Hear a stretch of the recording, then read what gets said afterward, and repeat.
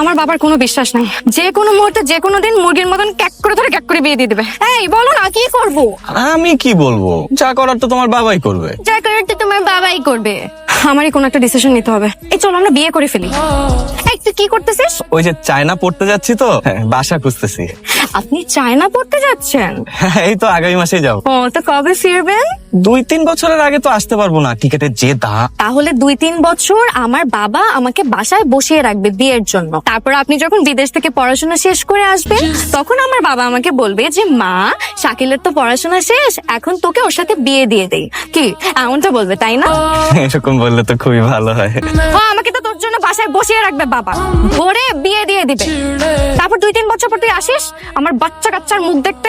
দেশে বসে আমার সাথে প্রেম টেম করে ফুটবা বিদেশ তুমি, তাই না? এক্ষুনি তুই আমার সাথে চল। কোথায় যাব? বিয়ে করতে যাব, এখন বিয়ে করব। বিয়ে করব এখন? এখন মানে এখন বিয়ে করবি তুই। তারপর বিদেশ কেন, কোন দেশে জানি যাবি, চায়না না পায় না? তুই যেই দেশে ইচ্ছা সেই দেশে যা, তুই আগে আমাকে বিয়ে করবি তারপর বিদেশ যাবি। চল। ফ্যামিলি ছাড়া বিয়েটা কি? ফ্যামিলি নিয়ে তোমার এত টেনশন করতে হবে না। আমার মামা আর চাচা আসতেছে সাক্ষী হতে, তারা এসে তোর সাথে আমাকে ধরে বসে বিয়ে দিয়ে দেবে। চল। আপনি আমার সাথে এদিকে আসুন। তুমি এখানে চুপ করে বসে থাকবে, একদম উঠবা না।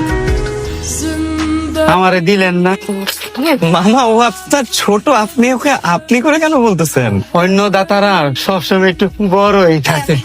এত কম টাকা হবে না তো, 2000 টাকা হবে না? কাজের সাহেব বলতে আমার 4000 টাকা দিতে বলছে। আপনি চাচা হয়ে টাকা চাচ্ছেন কেন চাচা? না রে বাবা, আমি চাষা মাসে কিচ্ছু না।